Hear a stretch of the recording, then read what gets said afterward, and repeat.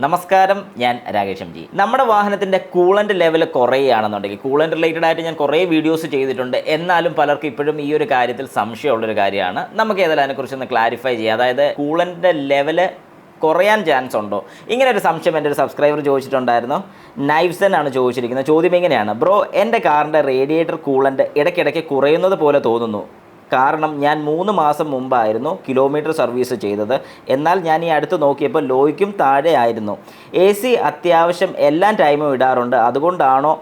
അതുകൊണ്ടാണോ വേറെ ലീക്ക് കാര്യങ്ങൾ ഒന്നും ഇല്ല? വർക്ക്ഷോപ്പിൽ കാണിച്ചായിരുന്നു.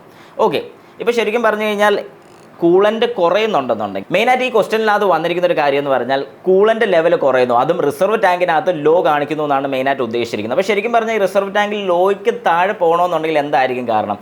ലാസ്റ്റ് സർവീസ് ചെയ്തിട്ട് ഏകദേശം ഒരു 3 മാസമായെന്ന് പറയുന്നുണ്ട്. അപ്പോൾ അങ്ങനെയാണെങ്കിൽ സർവീസിൽ കൂളൻ്റ് ചേഞ്ച് ഉണ്ടെങ്കിൽ, അല്ലെങ്കിൽ കൂളൻ്റിൻ്റെ ഫുൾ റീപ്ലേസ്മെൻറ്റ് വന്നിട്ടുണ്ടെന്നുണ്ടെങ്കിൽ ചിലപ്പോൾ കൂളൻ്റ് നമ്മൾ കുറച്ച് ദൂരം ഓടിക്കഴിഞ്ഞതിന് ശേഷം, കാരണം കൂളൻ്റ് റീപ്ലേസ് ചെയ്യുമ്പോൾ എല്ലാവരും മനസ്സിലാക്കേണ്ട ഒരു കാര്യം, ഈ കൂളൻ്റിൻ്റെ സർക്കുലേഷനകത്ത് അല്ലെങ്കിൽ എഞ്ചിനകത്ത് വരുന്ന ഗാലറിക്കകത്ത്, വാട്ടർ ഗാലറിക്കകത്ത് ചെറിയ രീതിക്ക് എയറിൻ്റെ അംശമോ കാര്യങ്ങളൊക്കെ കയറിയിട്ടുണ്ടെങ്കിൽ നമ്മളൊരു 10-20 കിലോമീറ്റർ ഓടിച്ച് കഴിഞ്ഞാൽ പോലും ഈ എയർ ചിലപ്പം പോകത്തില്ല. അത് കുറച്ച് ദൂരം ഓടിക്കഴിഞ്ഞാൽ മാത്രം ആ ഒരു എയർ ഫുള്ള് പുറത്തോട്ട് പോകത്തുള്ളൂ. അങ്ങനെ ആ എയർ പോയി കഴിയുമ്പോഴത്തേക്കും വരുന്ന കുഴപ്പം എന്താണെന്ന് പറഞ്ഞാൽ റിസർവ് ടാങ്കിനകത്ത് കുറച്ച് കൂടുതലായിരിക്കും കൂളൻ്റ് ഫില്ല് ചെയ്തിരിക്കുന്നത്.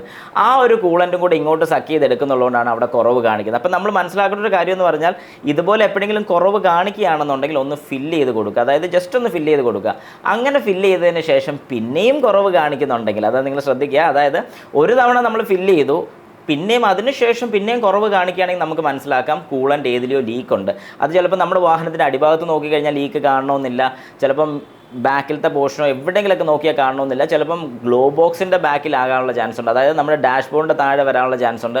ഇവിടെ ഒന്നും അല്ലെന്നുണ്ടെങ്കിൽ ഇത് ഏതാ വാഹനം എന്നുള്ള വ്യക്തമാക്കിയിട്ടില്ല. ഡീസൽ വാഹനമാണെങ്കിൽ കൂളൻ്റ് കത്താനുള്ള ചാൻസുകളും കാര്യങ്ങളൊക്കെ വരാനുള്ള സാധ്യതകളുണ്ട്. അപ്പം അത് നിങ്ങൾ മനസ്സിലാക്കുക. അങ്ങനെ ഏതെങ്കിലും രീതിക്ക് കൂളൻ്റ് കുറയുന്നുണ്ടെന്നുണ്ടെങ്കിൽ ഒരു കാരണവശാലും വെച്ചുകൊണ്ടിരിക്കരുത്. എത്രയും പെട്ടെന്ന് കൊണ്ട് കാണിക്കുക.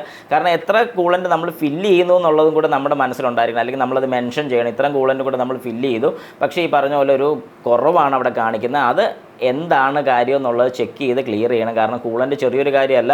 വാഹനത്തിൽ കൂളൻ്റ് ഇല്ലാതെ വരികയാണെങ്കിൽ എഞ്ചിൻ ഓവർ ഹീറ്റായി എഞ്ചിൻ പണി വരെ വരാനുള്ള സാധ്യത വളരെ കൂടുതലാണ്. അതുകൊണ്ട് ഒരു കാരണവശാൽ ഇതൊരു ചെറിയൊരു കാര്യമായിട്ട് കരുതരുത്. എത്രയും പെട്ടെന്ന് കൊണ്ട് കാണിച്ച് ക്ലിയർ ചെയ്യണം, ഇനി കുറവുണ്ടെങ്കിൽ മാത്രം.